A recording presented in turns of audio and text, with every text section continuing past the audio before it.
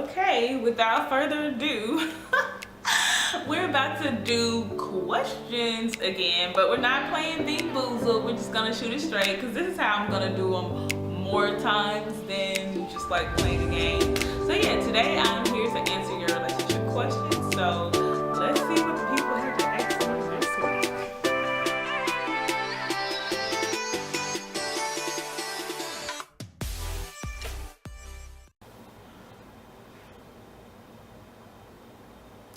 Why do we as women settle for less than what we deserve to keep a family together? Wow, that's a really good question.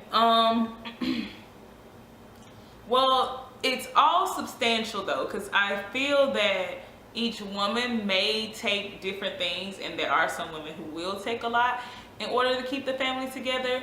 But I always tell anybody, each relationship is between you and your spouse.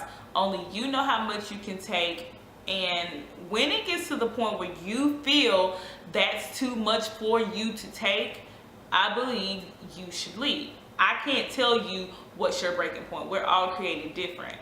I may take some things that you wouldn't take. You may take some things in your relationship that I wouldn't take. That's why when you're talking to friends, you do have to be careful.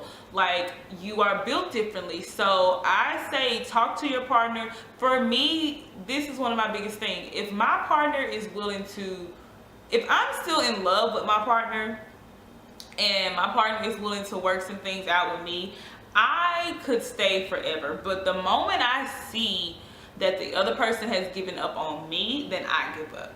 So I don't know about staying just for the family, because even in that, if I feel the other person has given up on me, I gotta go. But if we're in this, if we're really a team, I can stick around and we can work through some things. But if it's getting to the point where it's just me in this relationship, I might as well be single. So next question. Is it okay to accept other women as long as you're number one in a man's life? Again, substantial. All of this is different. The reason I say that is some people believe in polygamous relationships. If you believe in polygamy and your spouse also believes in polygamy, that means that you're okay with sharing your spouse with other people. How I feel though, if your partner has a polygamous heart where he or she wants to date multiple people, but you have a monogamy heart where you really only want to be in love with one person, then it's not okay. If you have a monogamous heart, it's not okay. If you are okay with knowing that your spouse may be with other women, sharing with other women, then that is your prerogative. We all are different. Some of you may say, I'm against polygamy, but in some countries polygamy is a thing. In the Old Testament, polygamy was a thing. So yeah, that one to me, that was subjective. I can't say for sure. All I can say is, if you are okay with it, I say you and your spouse talk it out and maybe see if an open relationship or something along those lines work for you. But if you know truly you want a monogamous relationship, it may not be the thing for you. Is it possible to be in love with two people at once while in a relationship?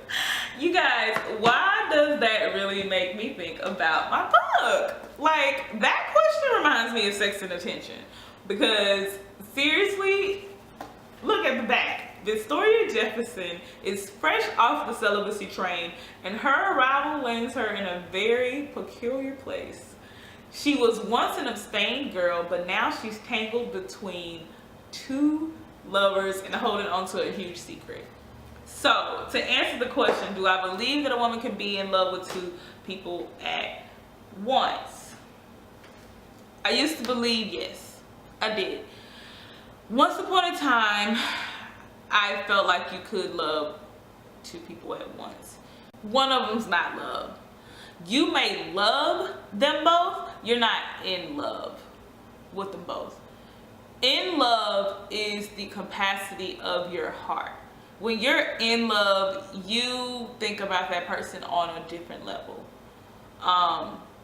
when you love someone, you can love more than one person. You can be in love with a guy and still have love for your ex, still love an ex.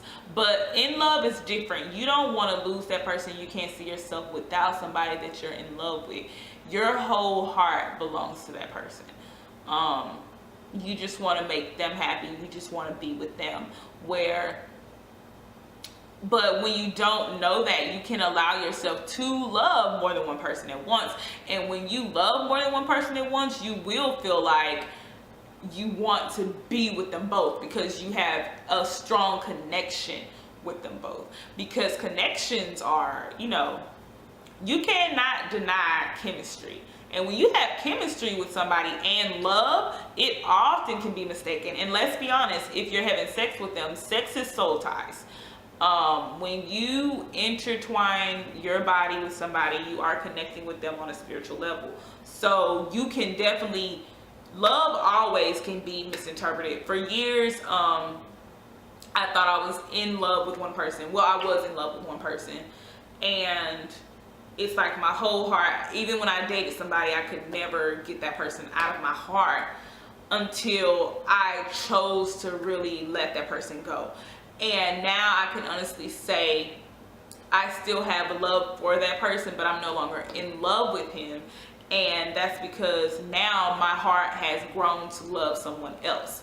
And that's the thing. So it's like now my heart is in love with someone else more so, and the other person is just someone now that I have love for. Because I always have love for somebody who was near and dear to my heart. So yeah, that's just me. Now, answer in the comments if you really feel that you can be in love, like hold the same amount of love for two people at once. Hey, let me know. Is it possible to be in a relationship with someone and that person isn't your soulmate? Okay, so for you to think that person isn't your soulmate, I'm guessing that you feel like you have met your soulmate. That is possible. It's possible to be in a relationship with somebody. I'm not going to say that it feels good.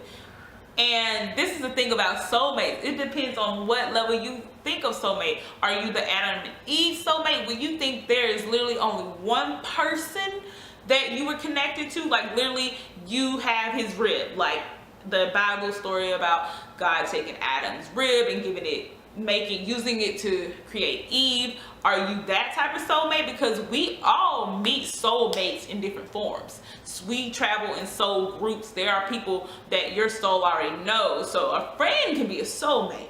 So that term can be used so loosely. A girl, a boy, or whatever. Your aunt, your uncle could be a soulmate. They're people who are connected to you through your souls. You have traveled and met in this world, in this universe before.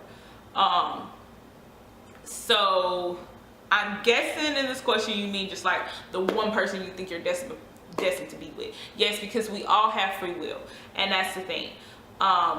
With free will, you may feel that person your soulmate. That person may feel it too, but that person still can choose someone else. So let's say that person you think is your soulmate has chosen someone else to be in love with. Because of free will, they're allowed to do that, and you can't make them be with you. Now, if destiny runs its course, there's a chance that you may come around back together. And all of this is so much deeper, because in some sense, I believe some of us are connecting to people and thinking we're meant to be with them in this lifetime when they're actually from one of our past lives. And we can feel the energy and the soul connection, but in this life, that's not your path. You have a destiny in this life too, and it may not be meant for you to connect with that person in that way, and that's why you feel that strong connection.